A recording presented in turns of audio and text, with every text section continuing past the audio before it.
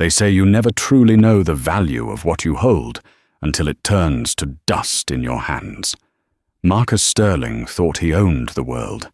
He had the billion-dollar tech empire, the terrifying reputation, and the beautiful, quiet wife who waited at home. He also had the secrets, the late nights, the arrogance, and the mistress who whispered that his wife was nothing but a burden. But on a Tuesday that started like any other, Marcus came home to a silence so loud it shattered his bones. No note, no clothes, no wife, and his unborn heir. Gone. He thought he was the player moving the chess pieces, but he was about to realize the queen had already left the board, and checkmate was just beginning. The rain battered against the floor-to-ceiling glass of the Sterling Heights penthouse, blurring the lights of downtown Seattle into a smear of gold and gray. Inside, the air was perfectly conditioned, scented with sandalwood and cold ambition. Marcus Sterling checked his Patek Philippe watch. 8:15 p.m. He frowned, tapping his bespoke Italian leather shoe against the marble floor. The gala for the Sterling Cross merger was in 45 minutes. Eleanor was never late. She was the definition of predictable. Quiet, obedient Elena, who wore the pastel dresses he picked out, smiled when he told her to smile, and carried his child with a grace he often took for granted. "Elena," he called out, his voice echoing in the cavernous living room. "The driver has been waiting for 10 minutes. This isn't the night for games." Silence. Marcus adjusted his tie in the foyer mirror. He looked impeccable. At 38, he was the youngest CEO in the sector, a shark in a suit who had devoured competitors twice his size. He didn't have patience for domestic delays. He pulled out his phone and sent a quick text to Chloe.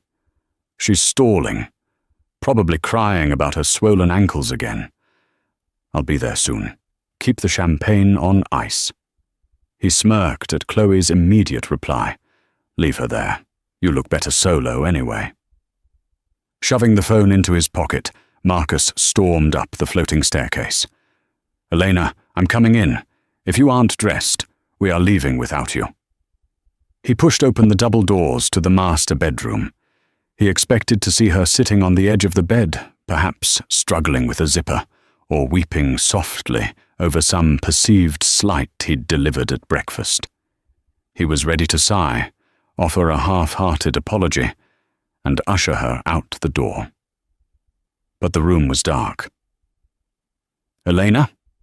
Marcus flipped the switch. The crystal chandelier flooded the room with light. The bed was made, military tight, not a wrinkle. The vanity, usually cluttered with her prenatal vitamins, lotions, and that antique silver hairbrush she loved, was bare.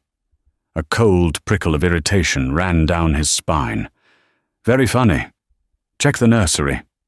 He strode down the hall to the nursery they had just finished renovating last week. It was painted a soft sage green. He pushed the door open. Empty. The crib was there, assembled and waiting. But the rocking chair, gone. The pile of handmade blankets she had spent months knitting, gone. The mobile with the little wooden stars, gone. The irritation shifted into something colder. Confusion. He ran back to the master bedroom and yanked open her walk-in closet. It was stripped. It wasn't just that her clothes were gone. It was how they were gone. There were no wire hangers left on the floor, no stray shoes kicked into a corner. The shelves were wiped clean. It was as if Elena Sterling had never existed. "What the hell?" Marcus whispered. He rushed to the safe, hidden behind the painting on the far wall. He punched in the code. Beep. Click. The heavy door swung open. His stacks of cash were there. His emergency hard drives were there. His grandmother's emerald ring was there. She hadn't stolen anything. She hadn't taken a dime of his money. She hadn't taken the jewelry he had bought her to apologize for his late nights at the office. She had only taken what was hers. Marcus stood in the center of the room, spinning slowly. The silence of the penthouse wasn't peaceful anymore. It was oppressive. It pressed against his eardrums. His phone buzzed. It was his lawyer, Arthur Pendleton. "Marcus." Arthur's voice was tight, unusual for the stone-faced attorney. "Where are you? The board is asking why your seat is empty." "She's gone, Arthur," Marcus said, his voice sounding foreign to his own ears. "Who?" "The new assistant. Elena." "My wife." The closet is empty. The nursery is empty." There was a pause on the line. "Marcus, stop joking. You have the merger signing in an hour." "I'm not joking," Marcus roared, the panic finally breaking through his arrogance. "She didn't leave a note. She didn't fight with me this morning. She just evaporated." "Check the tracking on her car," Arthur commanded. Right. Marcus fumbled with his phone, opening the app that connected to Eleanor's white Range Rover. He stared at the screen. Signal lost. Vehicle disabled. "She disabled the tracker," Marcus muttered, his hand starting to shake. "She doesn't know how to do that. She doesn't know how to change a tire, Arthur. How did she disable a satellite tracker?"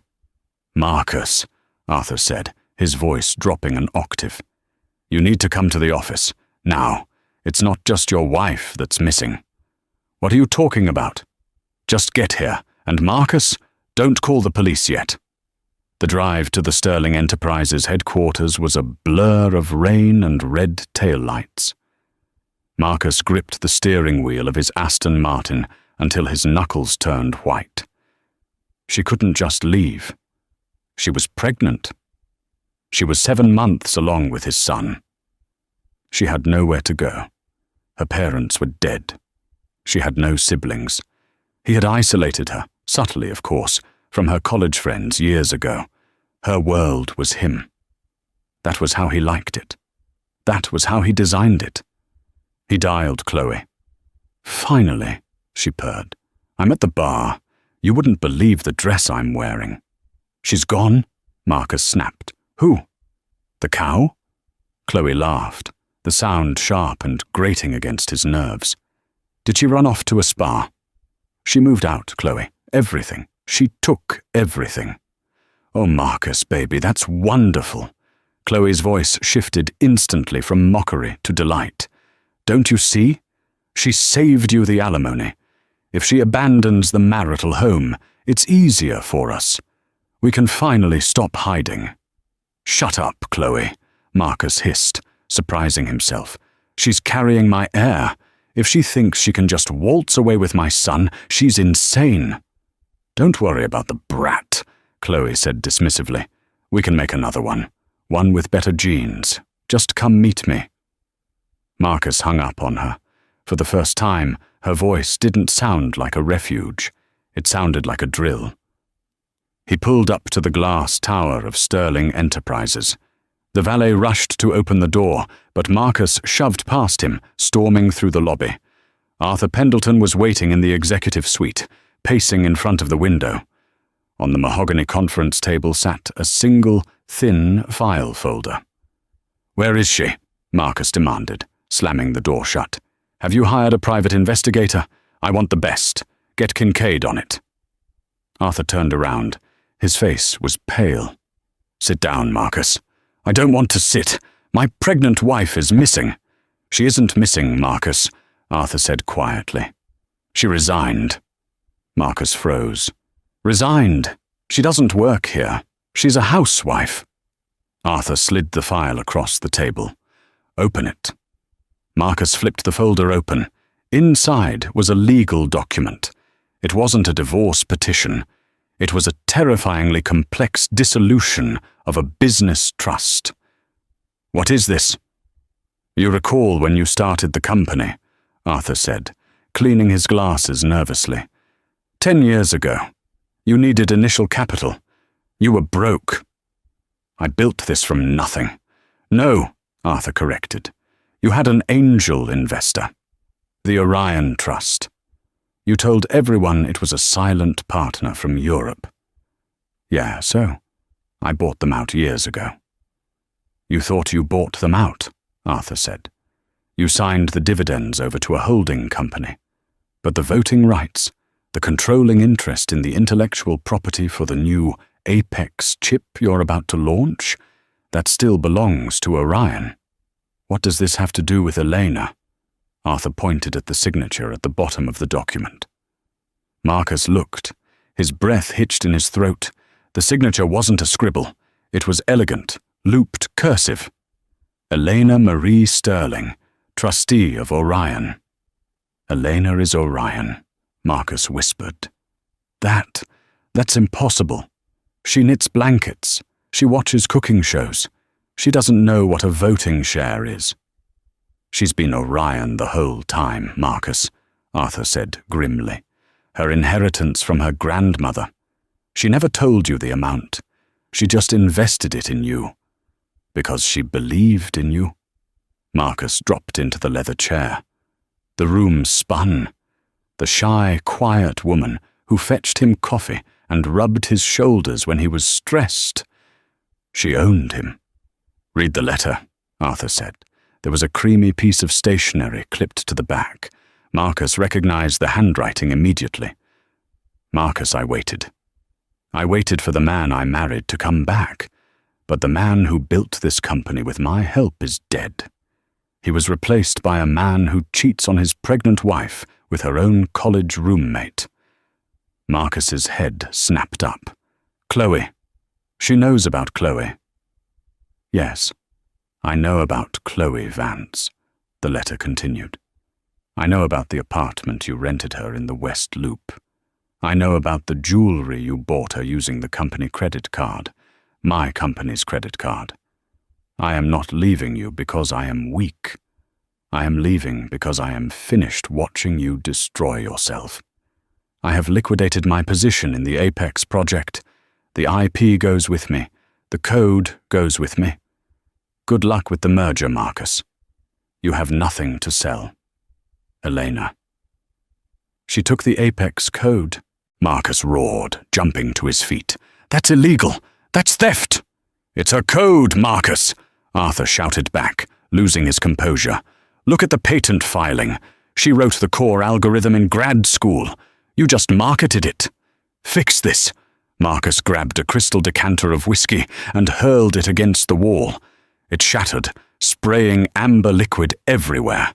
Find her. I will drag her back here by her hair if I have to. We can't find her, Arthur said softly. I checked the accounts. She didn't just leave today, Marcus. She's been moving assets for 6 months. Slowly. Quietly. Every time you were with Chloe, Eleanor was moving a piece of the board. She's gone. And she took 60% of your liquid capital with her. Marcus stood, panting in the center of the room, his chest heaving.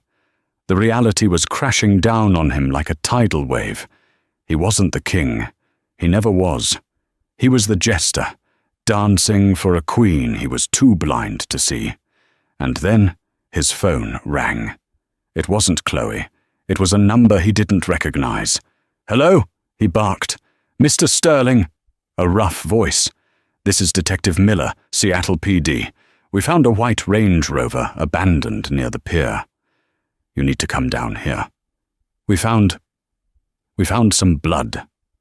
The flashing blue and red lights cut through the Seattle mist like erratic heartbeats. Marcus parked the Aston Martin behind the yellow police tape, ignoring the officer who tried to wave him off.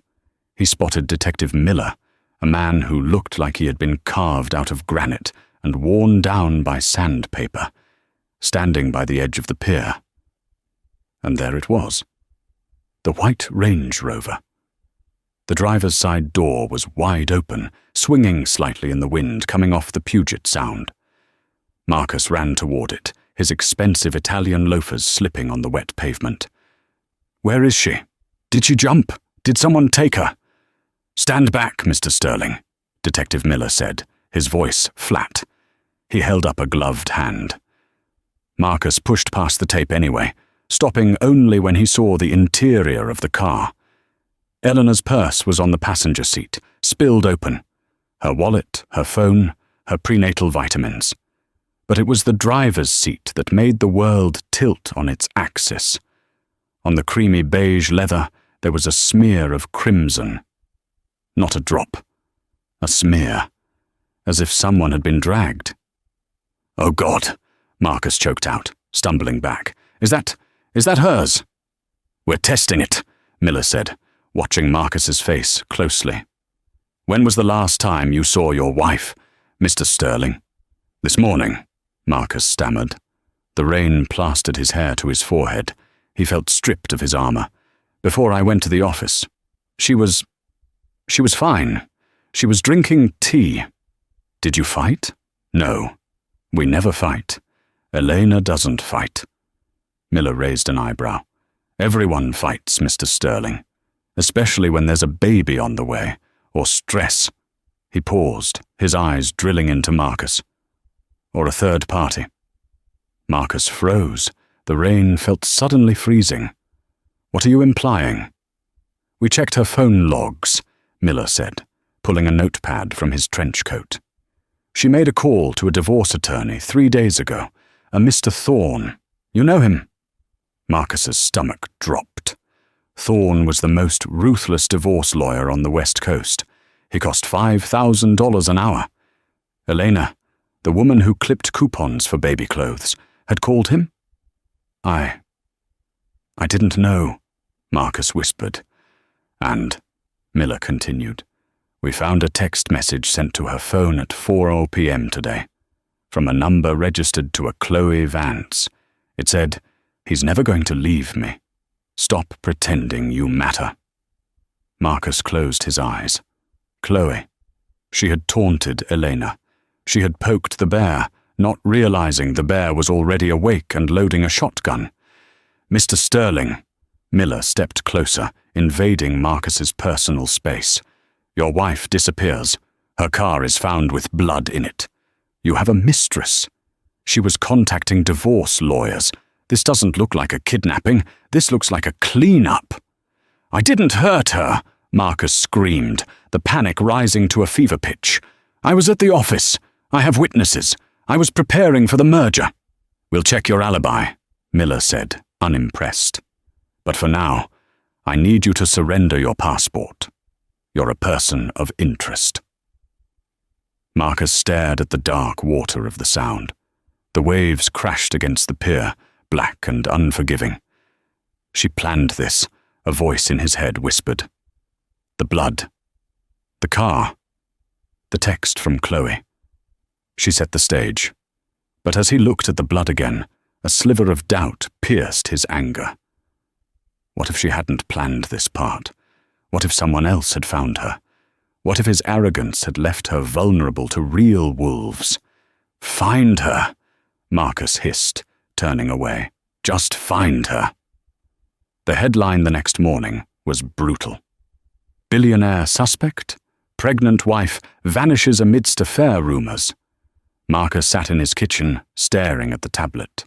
The stock for Sterling Enterprises had dropped 18% in pre-market trading. The board had called an emergency meeting to discuss leadership stability. The front door chimed. Marcus looked up, hoping, praying it was Elena, hoping she would walk in, wet and cold, and tell him it was all a mistake. He would forgive her.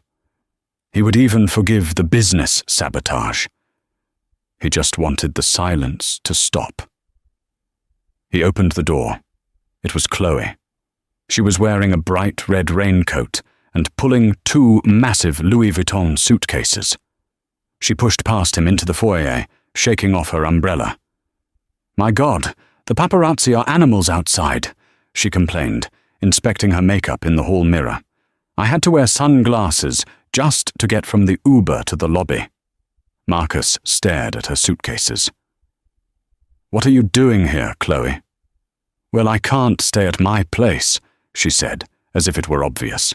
"The police were there this morning, Marcus, asking me questions. It's stressful. Besides," she walked over and ran a finger down his chest. "You need support. You're grieving. It looks good for us to be Consolidated. Consolidated. Marcus batted her hand away. My wife is missing, possibly dead, and you're moving in. She's not dead, Marcus, Chloe scoffed, dragging her suitcase toward the stairs. She's dramatic. That blood was probably corn syrup. She's trying to scare you. Don't let her win. She started hauling her bag up the stairs, up to the master bedroom. Where are you going? Marcus barked. The master, Chloe called back. I'm not sleeping in the guest room. I'm the future Mrs. Sterling, aren't I? We might as well get used to it. Marcus felt a wave of nausea. He wanted to throw her out. He wanted to scream. But he was weak. He was terrified of being alone in this house with the memory of Eleanor. So he let her go up. An hour later, Arthur Pendleton arrived. He looked like he hadn't slept. It's over, Marcus, Arthur said, not even bothering to sit down. The merger? The banks, Arthur corrected. They called the loans, all of them. When Elena dissolved the trust, our debt-to-equity ratio skyrocketed. We're in breach of covenant. They want $400 million by Friday. I don't have 400 million liquid, Marcus shouted. My money is in the stock. The stock that is currently in freefall because the CEO is a murder suspect? Arthur replied dryly. You're toxic, Marcus. The investors are pulling out. The Apex launch is cancelled because we don't have the IP rights. Crash. A sound of shattering glass came from upstairs.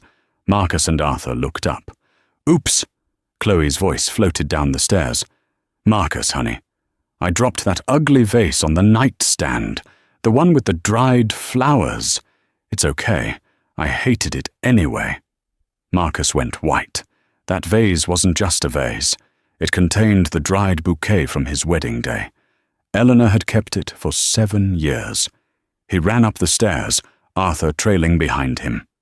In the bedroom, Chloe was kicking the shards of pottery into a pile with her heel. She had already stripped the bed of Elena's duvet and replaced it with a leopard print throw she'd brought. She had opened the closet and was shoving Marcus's suits aside to make room for her flashy dresses. Chloe, stop, Marcus yelled. It was an accident, she pouted. Why are you so tense?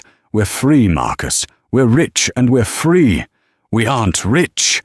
Marcus grabbed her arm, spinning her around. Did you not hear me? She took the money. She took the company. I am broke, Chloe.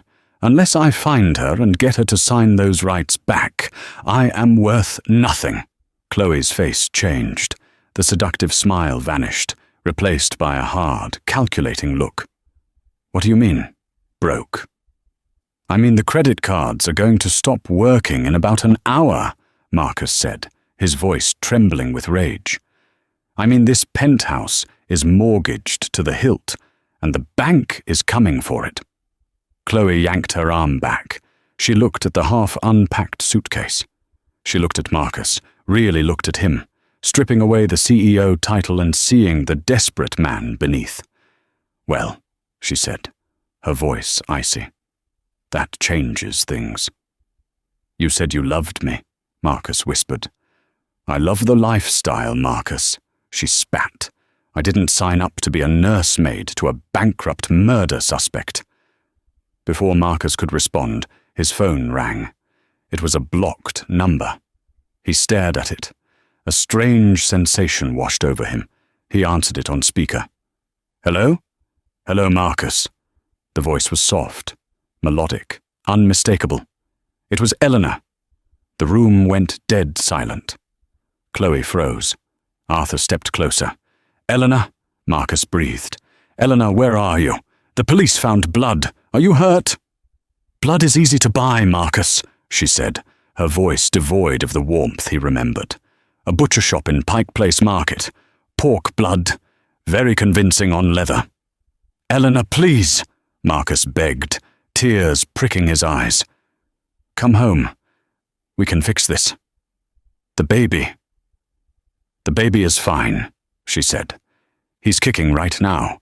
He knows his father isn't coming. Stop this, Marcus shouted. You're destroying me. The company is collapsing." "I know," Elena said calmly. "I'm watching the stock ticker right now. It's beautiful, isn't it? The way gravity works." "What do you want?" Marcus demanded. "Money? You took it all. What more do you want?" "I don't want money, Marcus," Elena replied. "I want you to feel what I felt for 7 years. I want you to feel small. I want you to feel replaceable." "Elena, I have a condition," she interrupted. "If you want to save the company, if you want the IP rights back, you have to do one thing." "Anything," Marcus said immediately. "Name it." "I sent a package to the penthouse," Elena said. "It should be at the front desk. Inside is a single envelope. Open it. Read it live on your Instagram stream. To your millions of followers. Do that. And maybe I won't let the bank take the keys." "What's in the envelope?" "The truth," Elena said. "Goodbye, Marcus." The line went dead. The package was heavy. It was a simple manila envelope, wrapped in brown paper, sitting innocuously on the concierge desk of the Sterling Heights building. Marcus grabbed it, as if it were a bomb. Back in the penthouse, the atmosphere was toxic. Chloe was pacing, scrolling through real estate listings on her phone, clearly looking for a backup plan. Arthur sat with his head in his hands. "Open it," Chloe snapped. "If reading a piece of paper gets the bank off our backs, just do it." Marcus ripped the tape. He slid out a single sheaf of papers. It wasn't a letter, it was a script, and clipped to the front was a paternity test result. Marcus scanned the test first. Subject: unborn male fetus. Father: Marcus Sterling. Probability: 99.999%. She wasn't lying about the baby. It was his son, his heir, the only legacy he had left. He looked at the script. The title at the top read, "The Architect of My Success." "What does it say?" Arthur asked, looking up. "She wants me to destroy myself," Marcus whispered, his face draining of color. "She wants me to admit everything." "Admit what?" Chloe asked, leaning over his shoulder. "That you're a cheater." "Everyone knows that, Marcus. It's trending on Twitter right now." "No," Marcus shook his head. "Not the affair. The business. She wants me to admit that I didn't write the Apex code. She wants me to admit that she did. That she was the one who solved the encryption bug in 2019. That she was the one who designed the interface." Arthur's eyes went wide. "Marcus, if you say that publicly, the SEC will investigate you for fraud. Investors bought in because you were the genius. If you admit you were just the face, you'll be uninsurable. You'll never be a CEO again." "But if I don't," Marcus said, his voice cracking, "she lets the company implode anyway, and she keeps my son." "Do it," Chloe said instantly. Marcus whipped around to face her. "Did you hear him? I'll be ruined." "But you'll still have the shares, right?" Chloe calculated coldly. "If the company survives, the shares are worth money. If the company dies, we have nothing. Swallow your pride, Marcus. Read the damn paper." Marcus looked at the woman he had destroyed his marriage for. She didn't care about his reputation. She didn't care about his dignity. She just wanted the check to clear. He set up his phone on a tripod in the living room. The lighting was perfect, but he looked like a ghost. He opened Instagram. Live. The viewer count skyrocketed instantly. 10,000, 50,000, 200,000. The world was watching the missing wife billionaire. "Hello," Marcus began, his voice shaking. I have a statement." He looked at the script Elena had written. It was brutal. It was precise. "For 10 years," he read, "I have been hailed as a visionary. Fortune magazine called me the tech prophet. But a prophet implies divine inspiration. I had no inspiration. I had a wife." He paused. The comments were flying so fast they were a blur. "Elena Sterling is not just my wife," he continued, forcing the words out through a throat that felt like it was filled with glass. She is the lead engineer of Orion. She wrote the source code for the Sterling operating system. She designed the Apex chip. While I was at Galas taking credit, she was at home, debugging the systems that made me a billionaire. He looked at the camera, tears of humiliation streaming down his face. I am not a genius, he read the final line. I am a fraud who stood on the shoulders of a giant and then tried to push her off. I am sorry, Elena. Please come home. He ended the stream. The room was silent. Then Chloe's phone pinged. She looked at it. Well, she said, grabbing her purse. That was pathetic. I saved the money, Marcus rasped. I did what you wanted. You saved the company, Chloe corrected. But you're a laughing stock. I can't be seen with a fraud, Marcus. It's bad for my brand. She signaled to the door. Driver's downstairs. I called him 5 minutes ago. You're leaving? Marcus stared at her. Now? After I just humiliated myself? You humiliated yourself the moment you thought you were smarter than her, Chloe said, opening the door.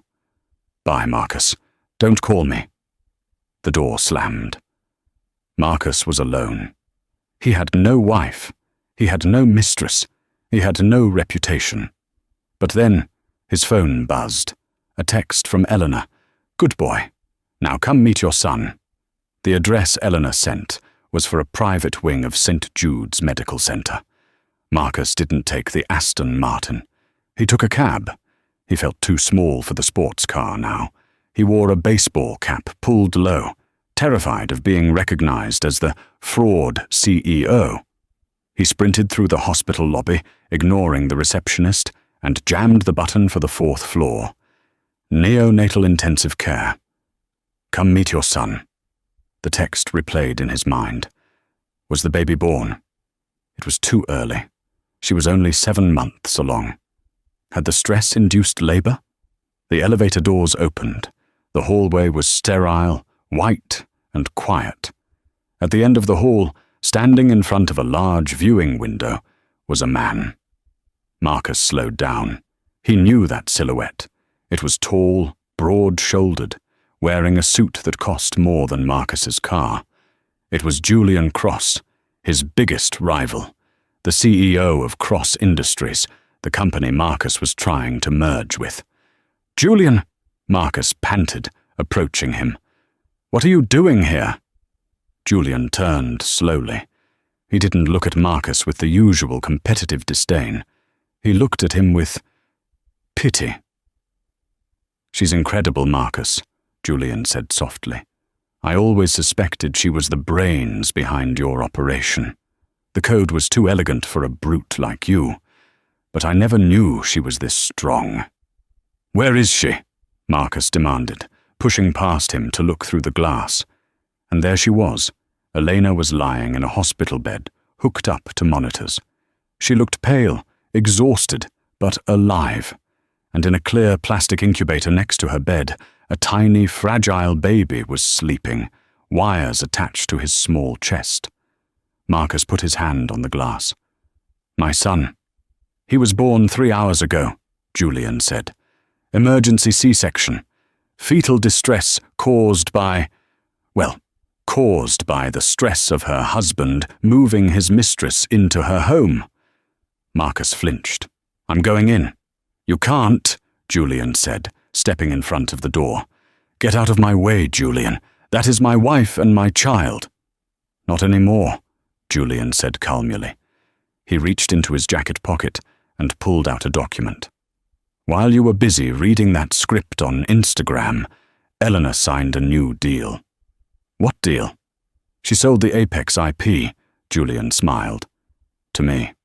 Cross Industries now owns the technology, and since you just publicly admitted it was hers to sell, you can't sue. She sold it to you? For $1, Julian said. She didn't want money, Marcus. She wanted protection.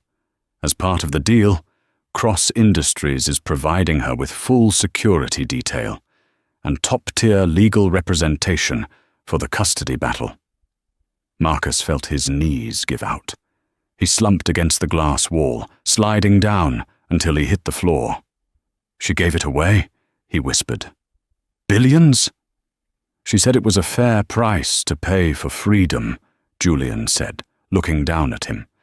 "And she wanted to make sure that when you came here, you realized that you didn't just lose a wife. You lost the war." Inside the room, Elena stirred. She turned her head and looked through the glass. Her eyes met Marcus's. There was no love in them. There was no hate either. There was just nothing. It was the look you give a stranger you pass on the street. She turned away, reaching her hand through the incubator port to stroke the tiny hand of their son. "She won't see you, Marcus," Julian said. "The nurses have instructions to call security if you try to enter." "I need to explain," Marcus sobbed. "I need to tell her I'm sorry." "Sorry doesn't rewrite code," Julian said, adjusting his cufflinks. "And it doesn't unbreak a heart. Go home, Marcus. Oh, wait. The bank took the penthouse an hour ago. I guess go wherever you go now." Julian turned and walked away, his footsteps clicking rhythmically down the hall. Marcus sat on the cold linoleum floor of the hospital. He watched his wife touch his son. He was 5 feet away. He might as well have been on the moon. But then, the door to the room opened. A nurse stepped out. She looked at Marcus, huddled on the floor. "Mr. Sterling?" she asked gently. Marcus looked up, hope flaring in his chest. "Yes? Did she ask for me?" "No," the nurse said, "but she asked me to give you this." She handed him a small velvet box. Marcus took it. His hands were shaking so hard he almost dropped it. He opened it. Inside was his grandmother's emerald ring, the one Elena had worn for 10 years, the one he had checked the safe for in part 1. And underneath it was a note. "Sell it. It should cover your first month's rent. Consider it severance pay." Marcus stared at the ring. The finality of it crushed him. She wasn't keeping a trophy. She was returning the last piece of him she had. He clutched the ring to his chest and wept, the sound echoing in the empty hallway, ignored by the woman behind the glass. The fall hadn't been a sudden drop. It had been a slow, grinding slide into obscurity. In the first year, Marcus Sterling lost the penthouse. It was a public spectacle, an auction attended by the very vultures he used to drink scotch with. He watched from the back of the room, wearing a hoodie and sunglasses, as his bespoke Italian furniture, his art collection, and even the custom crib he had briefly looked at were sold off for pennies on the dollar. The gavel banging down felt like a physical blow to his chest, over and over again. In the second year, the legal battles ended. He had tried to fight Julian Cross's acquisition of the Apex IP, screaming about coercion and duress. But the courts didn't listen to men who admitted to fraud on Instagram. The judge's ruling was scathing. Marcus was left with nothing but court fees and a reputation so toxic that even mid-tier tech firms wouldn't interview him. He was radioactive.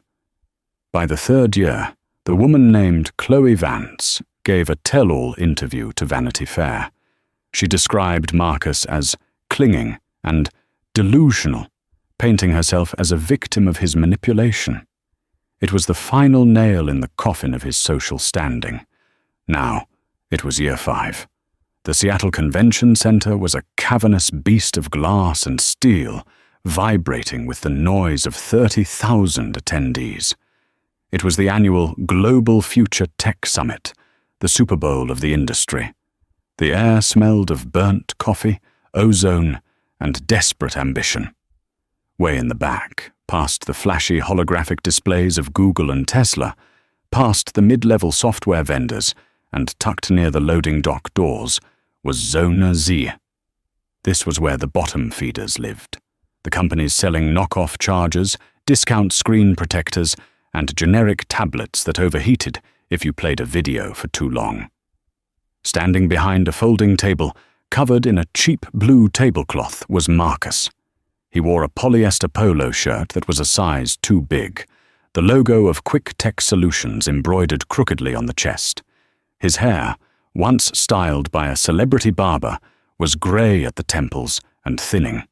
The sharp, predatory glint in his eyes had been replaced by a dull, watery exhaustion. He looked 10 years older than his 43 years. "Hey, buddy," a teenager with purple hair snapped, chewing gum loudly. "Does this power bank charge a MacBook?" Marcus looked down at the plastic brick in his hand. "No, it's for phones only. 5 volts. "Lame," the kid muttered, dropping it back on the table with a clatter and walking away. Marcus sighed, adjusting his name tag. It just said Marcus. No last name. He had learned the hard way that Sterling drew the wrong kind of attention. Snickers, camera phones, and cruel questions. He sat on a hard plastic stool and opened his lunch, a cold ham sandwich wrapped in wax paper. He ate mechanically. His phone, a cracked Android model with a shattered screen, buzzed with a notification. "Rent reminder. Your payment is 4 days late. Please remit immediately to avoid eviction." Marcus swiped the notification away. He lived in a basement studio in Tacoma now, a place that smelled permanently of damp drywall and cat litter. It was a far cry from the sandalwood-scented penthouse, but it was all he could afford on a commission-only sales salary. Suddenly, the ambient noise of the convention center changed. The low roar of chatter didn't stop. It shifted. It became excited, focused. The overhead lights in the main hall dimmed, casting the vendor zones into twilight. A booming voice echoed from the massive ceiling speakers. "Ladies and gentlemen, please make your way to the alpha stage for our keynote presentation. Today, we are honored to unveil the future of quantum computing with the innovator of the decade." Marcus felt a magnetic pull. He shouldn't leave his booth. His manager, a 25-year-old tyrant named Brad, would fire him if he saw the table unattended. But Marcus couldn't help himself. He knew who was coming. He stood up, wiping crumbs from his mouth, and began to walk. He moved through the crowd like a ghost, weaving between the suits and the tech enthusiasts. He didn't belong in their world anymore, but he had to see. He had to know. He reached the perimeter of the alpha stage. It was packed. Thousands of people were standing shoulder to shoulder, their faces illuminated by the glow of the massive 8K screens towering above them. The announcer's voice reached a crescendo. "The CEO of Orion Technologies. Please welcome Elena Sterling." The applause was deafening. It wasn't polite clapping. It was a roar of adoration. And then she walked out. Marcus stopped breathing. Elena was unrecognizable from the woman he had married. The woman he remembered was soft, hesitant, usually wearing pastel cardigans and seeking his approval before speaking. This woman was a titan. She wore a sharp, tailored white suit that seemed to glow under the stage lights. Her hair was cut in a severe, chic bob that framed her face. She walked to the center of the stage, not with arrogance, but with a terrifying, calm certainty. She didn't wave wildly. She just stood there, soaking in the applause, owning the silence that followed. 5 years ago, Elena began, her voice crisp and amplified, echoing in Marcus's bones. "I was a ghost. I was the code running in the background, keeping the system alive, while others took the credit for the interface." A ripple of laughter went through the crowd. They knew the story. Everyone knew the story. It had been the biggest scandal in tech history. "But," Elena continued, pacing slowly, "ghosts have a unique perspective. We see the flaws in the architecture that the kings on the throne miss. We see the instability. And when the castle falls, we are the ones who know how to rebuild it. She pressed a button on her clicker. The screen behind her exploded into color. Apex 2, the quantum bridge. Today, she said, Orion Technologies is not just launching a chip. We are launching a new language, a system that learns, adapts, and protects. And I am proud to say—" She paused, her voice softening just a fraction. "I wrote every line of the kernel myself." The crowd erupted again. People were chanting her name. "Eleanor! Eleanor! Eleanor!" Marcus stood in the shadows of a support pillar, gripping the cold metal. Tears pricked his eyes, hot, shameful tears. He remembered the nights he had left her alone in bed to go meet Chloe. He remembered mocking her hobbies. He remembered telling her she wouldn't understand the complexities of his business. She hadn't just understood them. She was the business, and he had thrown her away for a fling and a bruised ego. "She's amazing, isn't she?" Marcus jumped. A young woman standing next to him was beaming at the stage. "She's my hero. Single mum, built a billion-dollar empire from the ashes of her ex-husband's fraud. She's the reason I went into coding." "Yeah," Marcus rasped, his throat tight. "She's something." The presentation ended 20 minutes later. The lights came up, and the VIPs began to flood toward the stage, hoping for a handshake or a selfie. Marcus should have turned back. He should have returned to his cheap tablets and his cold sandwich. But his feet moved on their own. He pushed through the crowd, driven by a masochistic need to be close to the sun that was burning him. He made it to the velvet rope separating the general admission from the VIP lounge. Elena was there, surrounded by security and investors. She was laughing at something a senator was saying, her head thrown back, looking radiant and genuinely happy. And then Marcus saw him. Julian Cross. The man who had been Marcus's rival, the man who had bought the IP for $1, was standing right beside her. He wasn't trying to overshadow her. He was standing slightly behind her, his hand resting protectively on the small of her back. He looked at her with a mixture of pride and reverence that Marcus had never possessed. But it wasn't Julian that shattered Marcus's heart into dust. It was the boy running towards them. "Mom! Mom!" A little boy, about 5 years old, burst through the legs of the security guards. He was wearing a miniature tuxedo t-shirt and light-up sneakers. He had dark, messy hair and bright, intelligent eyes. Elena's professional mask dropped instantly. She crouched down in her white suit, ignoring the dirt on the floor, and opened her arms. The boy slammed into her, giggling. "Did you see me, Leo?" Elena asked, kissing his forehead. "I was on the big screen." "You were huge!" the boy shouted. Marcus grabbed the velvet rope, his knuckles turning white. Leo. That was his son. That was the baby he had ignored in the womb.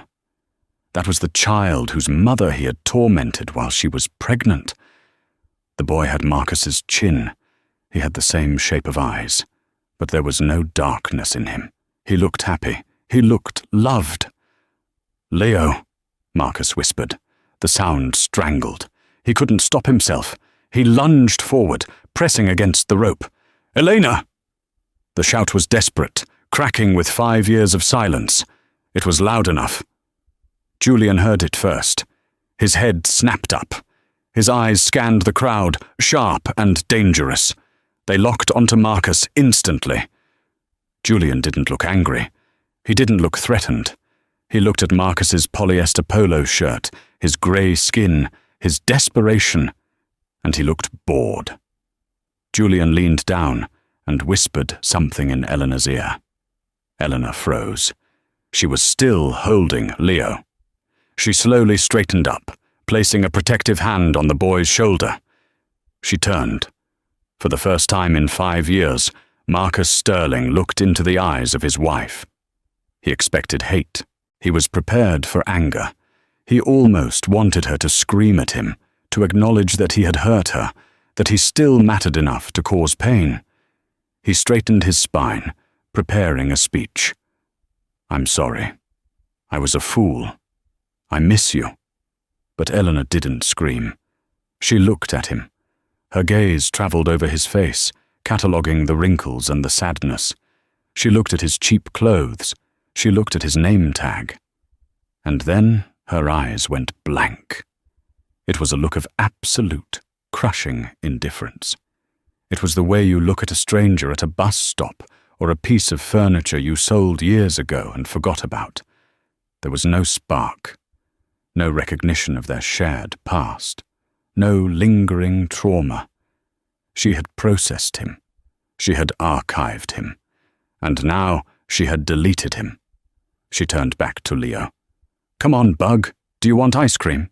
"Yeah," Leo cheered, grabbing Julian's hand with his other hand. "Let's go," Julian said, casting one final, pitying glance at Marcus before turning his back.